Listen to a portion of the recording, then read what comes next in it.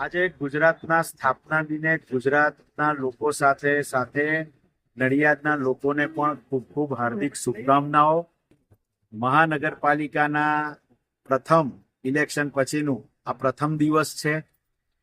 બસ આપના માધ્યમથી એટલું કહેવા માંગીશ કે જે રીતે ગુજરાત વિકાસની તરફ હરણફાળ ભરી રહ્યું છે, મારું નડિયાદ, મારા નડિયાદના લોકોની ઈચ્છા છે મારું નડિયાદ પ્રગતિના પંથે જાય, લોકોની તકલીફો દૂર થાય અને વિકાસ ચારે તરફ વધી જાય, બ્યુટિફિકેશનમાં વધારો થાય, લોકોના પોતાના ધંધાકીય રીતે, રાજકીય રીતે બધાની સુખ સમૃદ્ધિમાં વધારો થાય, લોકોની વેરવૃત્તિઓમાં ઘટાડો થાય અને મારું નડિયાદ ખૂબ ઝડપથી વિકાસની તરફે હરણફાળ ભળે એવી શુભકામનાઓ.